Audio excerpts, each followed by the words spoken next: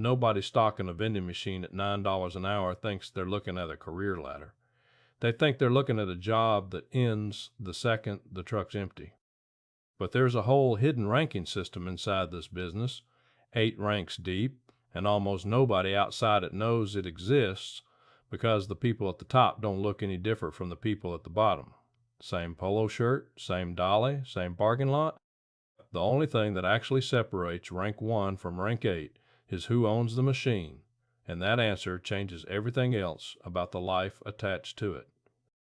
This is every rank of the vending machine business, from the kid restocking somebody else's route for minimum wage to the person who owns 400 machines and hasn't personally touched one in years. Every rank on this ladder existed inside the same industry the whole time, hiding in plain sight behind the most boring, most overlooked machines in any building you've ever walked through. Nobody built a velvet rope around this business.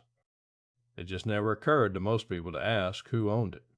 Stick with it, because rank 6 is where it stops looking like a side hustle and starts looking like something else entirely. One thing worth saying up front, none of these 8 ranks require a background in finance, a business degree, or a family connection to the right people. Every single person who's ever climbed this ladder started exactly where you might be starting, restocking somebody else's machines, cashing somebody else's check, wondering if there was a different version of this job that actually belonged to them. There was. There still is. It just starts smaller than anyone expects. Rank 1 is the job everyone's seen and nobody's thought twice about. $9 an hour, a company van, a route sheet with 40 stops on it, and a walkie-talkie clipped to your belt in case a machine jams. You load the same candy bars into the same slots, in the same order, day after day, and at the end of the shift you clock out and none of it belongs to you. Not one bag of chips, not $1 that dropped into that coin box. The person who signs your check owns the machines, owns the locations, owns the contracts with the office buildings and the hospitals and the schools. You're just the hands. Most people who take this job take it as a placeholder, something to do between other things, and most of them never once ask the question that actually matters. Who's the guy whose name is on that distributor account, and how did he get there? Some days you'll service a machine that's clearly older than you are, still running, still profitable, and it'll occur to you for exactly 1 second that somebody bought that thing decades ago and never had to think about it again. That thought passes for most people. It doesn't pass for everyone. That question is the entire ladder standing right in front of you, disguised as a job you're trying to quit. Rank 2 starts with something almost embarrassingly small. 2 used machines bought off a classifieds listing for $400 each, loaded into the bed of your own truck on a Saturday, and placed in a laundromat and a tire shop that said yes because nobody else had asked. This is where you learn the actual math nobody tells you on the stocking job. A decent machine clears $80 to $150 a month in pure profit after product cost, and it costs almost nothing to keep running once it's placed. 2 machines isn't a business yet. It's barely $200 a month. But it's the first time in your life that money showed up without a boss attached to it, and that feeling is the entire reason rank 2 turns into rank 3 for the people who don't quit after the first slow month. The first slow month always comes, usually somewhere around week 6, when a machine jams twice in the same week, and the tire shop owner calls annoyed and you drive over on your 1 day off to fix it yourself, because there's no route manager to call, there's just you. That's the actual test of rank 2. It's not whether the math works. The math always works. It's whether you're willing to be your own route manager for free until the numbers get big enough to hire one. Rank 3 is the point where the 2 machines become 20, and 20 machines is a genuinely different animal than 2. This is where the real mechanics of the business start to matter. Routes get bought and sold like small businesses, typically priced at somewhere between 12 and 20 times their monthly net profit, financed with a chunk of cash down and the rest paid to the seller directly over a year or 2, no bank required. You open a distributor account of your own now, buying product by the pallet instead of the case, cutting your cost per bag by almost half. You form an LLC, not because anyone told you to, but because the accountant you finally hired said it would be a problem not to.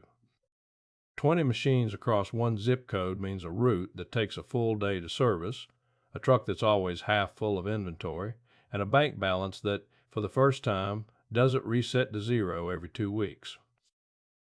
This is also the rank where locations stop being random.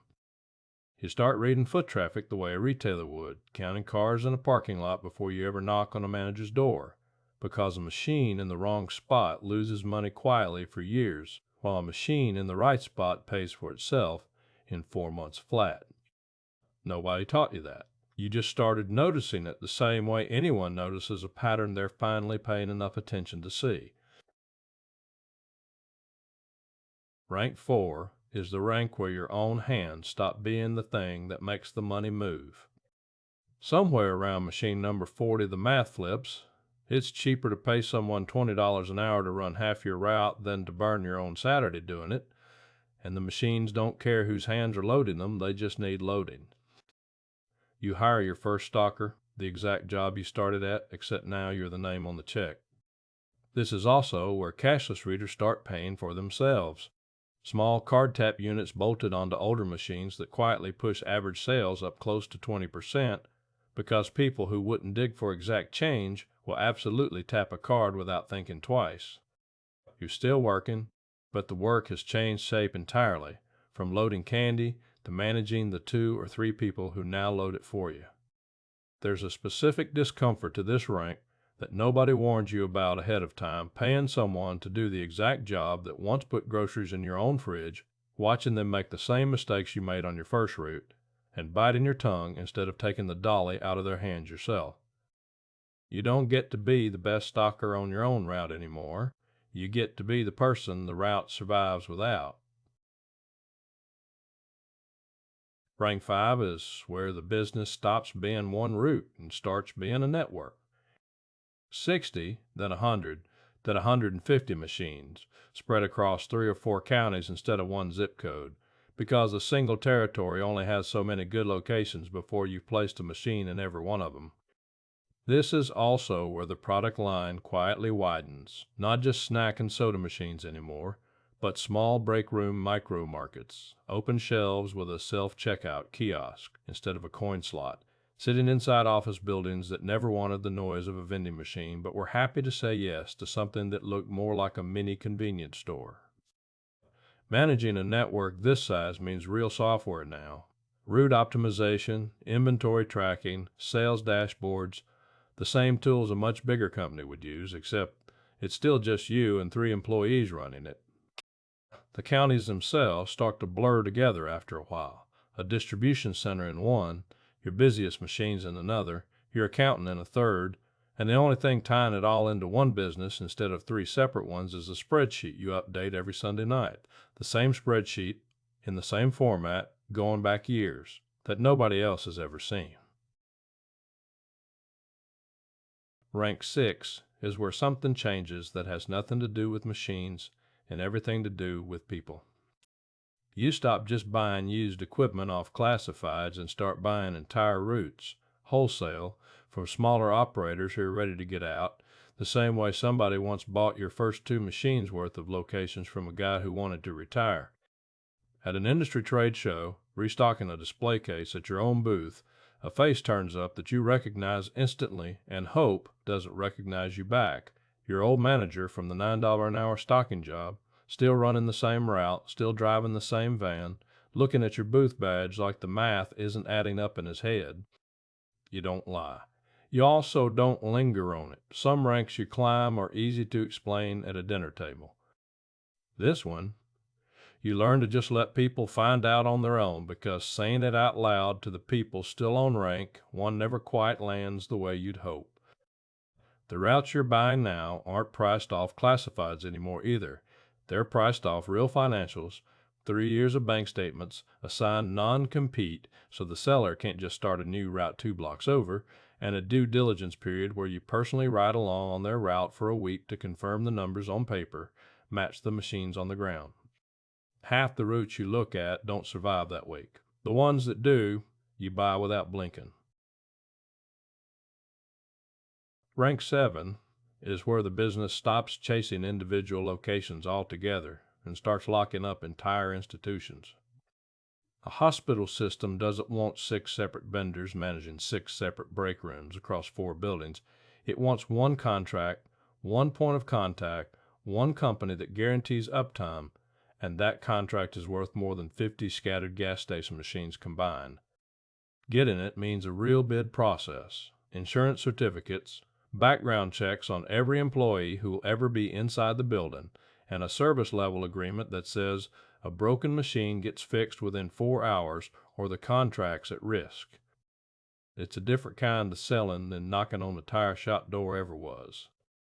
But one signed hospital contract can be worth more than an entire year of chasing individual locations one handshake at a time, and once you have one, the next one gets noticeably easier to close, because the reference letter from the first one carries more weight in a bid packet than any amount of cold outreach ever could.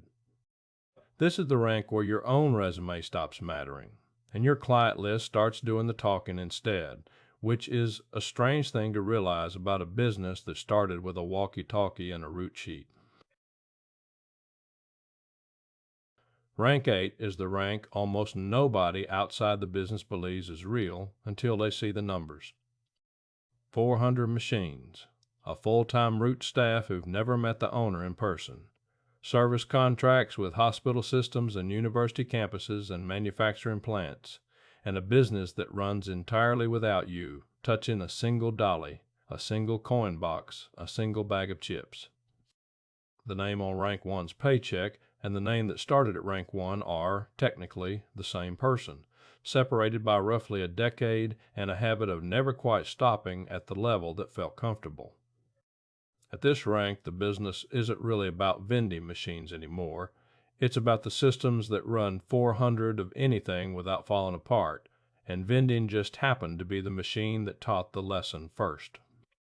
Somewhere in a shared drive is a folder with every contract, every service log, every route map, organized by a general manager who was hired specifically so this rank could stop being reachable by phone for day-to-day problems at all. The machines still jam. The coin boxes still fill up.